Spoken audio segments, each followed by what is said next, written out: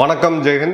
பாகிஸ்தான் மற்றும் ஆப்கானிஸ்தான் இரு நாடுகளுக்கான யுத்தம் கிட்டத்தட்ட மீண்டும் துவங்கி இருக்கு அப்படின்னு சொல்லலாம். ஒரு ஃபுல் ஃபிளெஜ்டு யுத்தம் அப்படின்றத விட லிகோ அப்படின்னு சொல்லக்கூடிய லோ இன்டென்சிட்டி கான்ஃபிளிக் லெவல் இது போயிட்டு இருக்கு. இப்போ என்ன நடந்திருக்கு அப்படின்றத நம்ம தெளிவாக பார்க்கலாம்.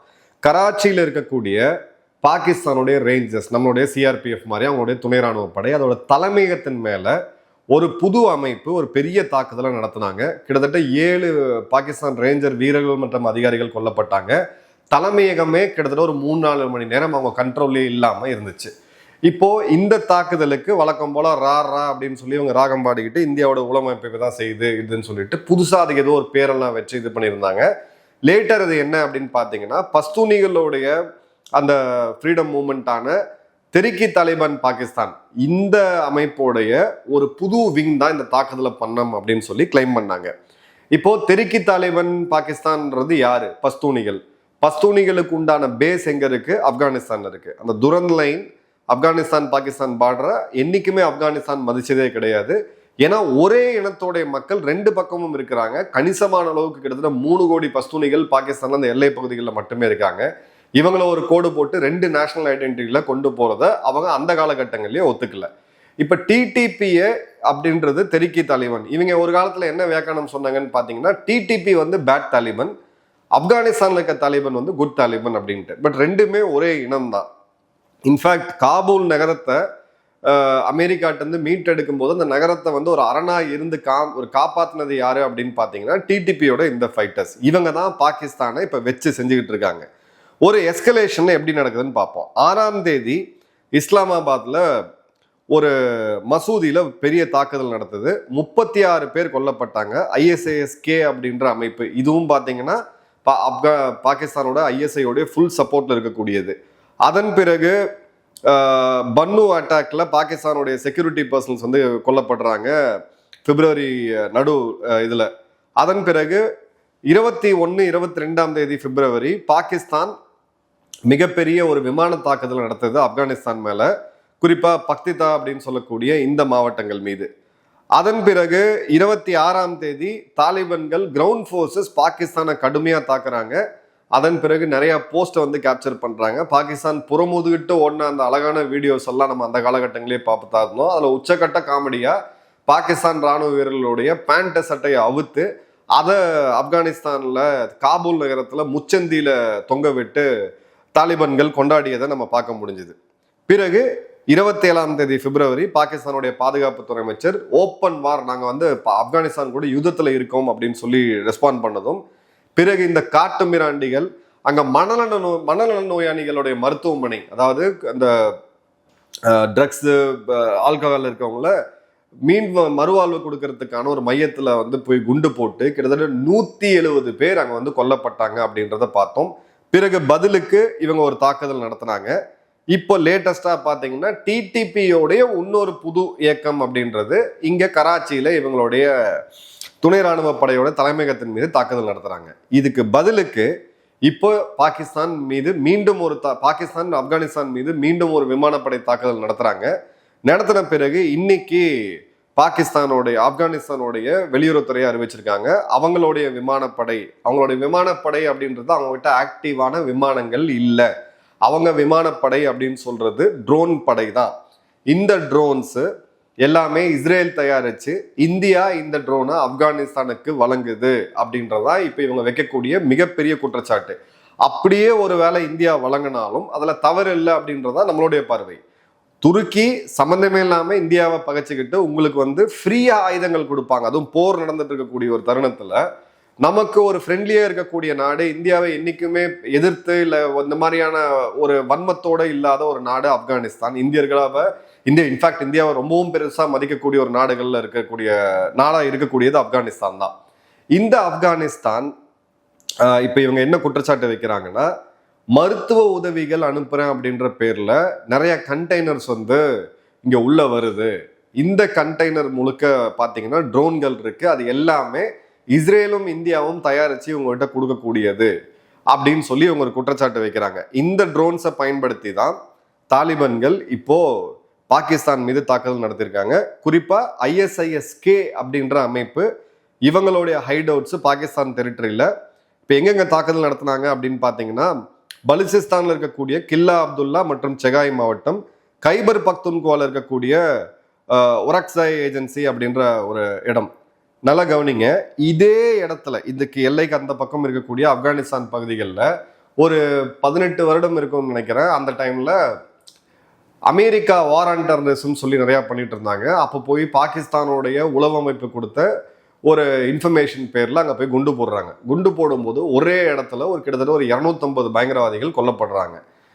250 பேர் கொல்லப்படும் போது தாலிபன்களை கொண்டுட்டோம் அப்படின்னு சொல்லி அமெரிக்கா கொடுத்திருந்தாங்க. அதுல காமெடி என்னன்னா, இந்தியாவுக்கு எதிராக செயல்பட்டு இருந்த அல் பதர் அப்படின்ற ஒரு அமைப்பு, அதோடைய ஆட்கள் வந்து பாகிஸ்தானோட ISI அங்க ட்ரைனிங் வச்சிருக்காங்க.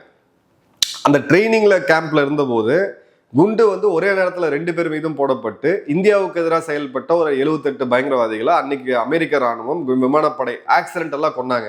பிறகு இது வந்து முட்டாள்தனம் அப்படின்னு சொல்லி அங்க இருக்கக்கூடிய ஒரு பாகிஸ்தான் ராணுவ அதிகாரியா இருக்கக்கூடிய ஒரு மேஜர் அவரெல்லாம் வந்து வேலையை விட்டு தூக்குன அந்த காமெடி எல்லாம் நடந்துச்சு. ஸோ இந்த இடத்த தான் இப்ப குறிப்பிட்டு ஆப்கானிஸ்தான் தாக்கியிருக்காங்க அப்படின்றத பாக்குறோம். ஆப்கானிஸ்தானை பொறுத்த வரைக்கும் இது வந்து ஒரு ப்ரீஎம்டிவ் செல்ஃப் டிஃபென்ஸ், இந்த வார்த்தையை தான் இந்தியா சொன்ன பண்ணாங்க. நாங்க பயங்கரவாதிகள் உள்ள வந்து எங்களை தாக்குற வரைக்கும் வெயிட் பண்ணாம அவங்களை ஏற்கனவே ஐடென்டிஃபை பண்ணி அவங்க தாக்குதலுக்கு முன்னாடி ஒரு ப்ரீஎம்டிவ் ஸ்ட்ரைக்கை பண்ணி எங்களை நாங்க தற்காத்துக்கிறோம் அப்படின்றதுதான். பாகிஸ்தான் வழக்கம் போல இது மாதிரிலாம் ஒண்ணுமே நடக்கவே இல்லை, அவங்க ட்ரோன்ஸ் எல்லாம் இங்க வரவே இல்லை அப்படின்னு சொல்லிட்டு இருக்காங்க. போன முறை ஆப்கானிஸ்தானோட ட்ரோன் கிளம்பி பாகிஸ்தானுக்கு உள்ள போய் தாக்குதல் நடத்தக்கூடிய அந்த ஃபர்ஸ்ட் பர்சன் வியூ FPV வீடியோவை எடுத்து பொதுத்தளத்துல போட்டாங்க. அப்பயுமே இந்த காமெடியன்ஸ் என்ன சொன்னாங்கன்னு பாத்தீங்கன்னா, இது இது வந்து இந்திய பகுதிகளில் இவங்க ட்ரோன் பறக்க விட்டு அதை பாகிஸ்தான் மாதிரி காமிச்சுக்கிறாங்க அப்படின்னு சொல்லியிருந்தாங்க. இப்போ கோர் ஃபால்ட் லைன் என்ன? TTP ஆப்கான் தாலிபானுடைய இரட்டை சகோதரர், இவங்க கடுமையான தாக்குதல்களை பண்ணியிருக்காங்க. 2025 மட்டும் 700 தாக்குதல்களை பண்ணியிருக்கிறாங்க. கிட்டத்தட்ட 2000க்கும் அதிகமான பாகிஸ்தான் இராணுவத்தினர் கொல்லப்பட்டிருக்காங்க அப்படின்றத பார்க்குறோம்.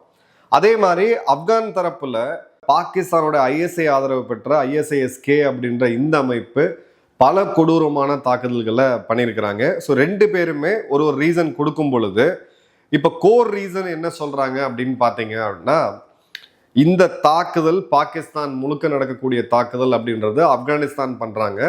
ஆப்கானிஸ்தான் ஒரு இன துரோகி, ஒரு பச்சை துரோகி, பஸ்தூனிகள் துரோகிகள், இவங்க இந்தியாவுடைய அடியாளா கைக்கூலியா செயல்படுறாங்க அப்படின்றதும் உறுதியில சில வார்த்தைகள் அதை வந்து நம்ம ஓப்பனா பேச முடியாது. அந்த அளவுக்கு ரொம்ப கேவலமா ஆப்கானிஸ்தானை வந்து இவங்க வசப்பாடிக்கிட்டு இருக்காங்க. நாங்க தான் உங்களுக்கு வந்து சாப்பாடு கொடுத்தோம், நாங்க தான் உங்களுக்கு வந்து எல்லாம் பண்ணோம், இப்போ எங்களுக்கு எதிராகவே போறீங்க, இஸ்லாமிய நாடுன்ற சகோதரத்துவம் கிடையாது அப்படின்ட்டு. நீங்க அவங்க நாட்டில் போய் ஹாஸ்பிட்டல்ல பாம்பு போட்டு அங்கே 170 பொதுமக்களை கொன்னது, இது வரைக்கும் நூற்றுக்கணக்கான லட்சக்கணக்கான அகதிகள்கிட்ட இருந்து அவங்க கையில இருந்த காசு எல்லாத்தையும் புடுங்கிட்டு நாட்டை விட்டு துரத்தி விட்டது. இதுதான் இவனுங்களோட சகோதரத்துவம் அப்படின்றத பாக்குறோம். இப்ப தாலிபான்கள் ரொம்ப தெளிவா அடிச்சுக்கிட்டு இருக்காங்க. இல்ல காமெடி என்ன, இன்னொரு காமெடி என்ன அப்படின்னு பாத்தீங்கன்னா, ஒரு பாகிஸ்தான் டெலிவிஷன் டிபேட்ல இவங்க என்ன வார்த்தை இந்தியா பயன்படுத்துறாங்களோ வெளியுறவுத்துறை, அதே வார்த்தையை இவங்க பயன்படுத்துறாங்க. இவங்களுடைய வெளியுறவுத்துறை அமைச்சர் முட்டாக்கி அவர்கள் பயன்படுத்துறாரு. ஸோ இவங்களுக்கு பிரஸ் ரிலீஸ் எழுதி கொடுக்கறது கூட இந்தியா தான் பண்ணுது அப்படின்னு சொல்லி இவங்க உட்காந்து கதறிட்டு இருக்காங்க. இப்போ இந்த இடத்துல டீஎஸ்கலேஷன் ஆகிற மாதிரி தெரியல. ஏன்னா கிட்டத்தட்ட 27 லட்சம் பேர் பாகிஸ்தான்ல இருந்து வெளியேற்றப்பட்டிருக்காங்க. நீங்க வெளியேற்றுறது பிரச்சனை கிடையாது, இப்போ நாமளும் இல்லீகல் பங்களாதேஷை வெளியேற்றுறோம். ஆனா அவங்க எல்லாம் வந்து பர்மிட் வாங்கி உள்ள இருக்கக்கூடியவங்க. நீங்க வெளியேற்றும் போது அவங்களுடைய சொத்துக்கள் உடைமைகளை நீங்க எடுத்துட்டு போக அலோவ் பண்ணிருக்கணும், அதை பண்ணல. தாலிபான்களை பொறுத்த வரைக்கும் இவங்க மேல ஃபட்டுவா கொடுத்துருக்காங்க தெளிவா. இனி ஆப்கானிஸ்தான் பாகிஸ்தான்ல இந்த எதிரிகள் அப்படின்றது. இன்ஃபேக்ட் ஆப்கானிஸ்தானோட கிரிக்கெட் டீம் மேல இருக்கக்கூடிய ப்ரெஷர் என்ன அப்படின்னு பாத்தீங்கன்னா, எந்த நாட்டுக்கிட்ட ஜெயிக்கிறீங்களோ இல்லையோ பாகிஸ்தான் தோற்கடிக்கப்பட வேண்டும் அப்படின்றதும். இப்போ வெளியில் இருக்கக்கூடிய ஆப்கானிகளோட ரியாக்ஷன் பார்த்தீங்க அப்படின்னா, இந்தியா பாகிஸ்தான் ஒருவேளை எங்கேயாவது வெளியில போய் விளையாடுறாங்க, ஒரு ஹாக்கியோ ஏதோ ஒரு மேட்ச் விளையாடுறாங்கன்ற போது அதிகபட்சமான ஆதரவு இந்தியாவுக்கு பார்த்தீங்கன்னா இந்தியர்களை விட ஆப்கானியர்கள்ட்ட இருந்து இப்போ வந்துகிட்டு இருக்கு. ஏன்னா ஒரு நல்ல ஒரு நட்பு நாட்டை, அதுவும் ஒரு இஸ்லாமிய நாட்டை எதிரியா மாத்திக்கக்கூடிய அளவுக்கு ராஜதந்திரிகள் யாரு அப்படின்னு பார்த்தீங்கன்னா பாகிஸ்தான் தான். அதுக்கு ஒரே காரணம் அரகன்ஸ். நீங்க நல்லா கவனிங்க, இந்த நம்மளுடைய ஒருங்கிணைந்த இந்தியா இந்த பகுதியில் இருந்த மக்களுக்கு எல்லாருக்குமே ஒரு காமன் பாயிண்ட் அப்படின்றது இருக்கு.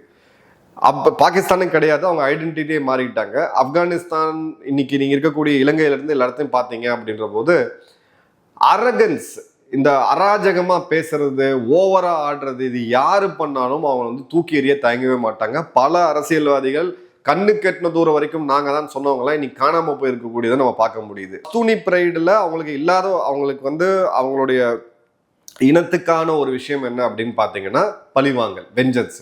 தனக்கு எதிராக தவறு செய்யறவனை, தன் மக்களை கொல்றவனை எத்தனை ஜென்மம் எடுத்தாலும் அந்த பகை இருந்துகிட்டே இருக்கும் அப்படின்றது. அது நல்லதா கேட்டதா அந்த டிபேட்டுக்குள்ள போல 2 பேர்கிட்ட இதை நான் வந்து பார்த்துருக்கேன். ஒன்று பஸ்தூனிகள், குறிப்பா ஆப்கானில் இருக்கக்கூடிய பஸ்தூனிகள், 2வது இஸ்ரேலிகள். இவங்க 2 பேருக்குமே கை வச்சவனை விடவே கூடாது அப்படின்றது இருக்கு. இன்ஃபேக்ட் இன்னைக்கு கூட பாத்தீங்கன்னா இவங்களுடைய இஸ்ரேலுடைய பிரதமர் பெஞ்சமின் நெத்தன்யாஹூ பேசும்போது அக்டோபர் 7 சம்பந்தப்பட்ட யாருமே இனிமே உயிரோடவே இருக்க முடியாதுன்ற ஒரு எக்ஸ்ட்ரீம் ஹார்ட் ஸ்டாண்டுக்கு அவர் போறார். பட் தட் இஸ் ஹவ் அவங்க கண்ட்ரியோட ரிசால்வ் அது மாதிரி தான் இருக்கு. அதே மாதிரி ஆப்கானிஸ்தான் இப்போ ஒரு பெரிய தாக்குதலை நடத்த ஆரம்பிச்சிருக்காங்க.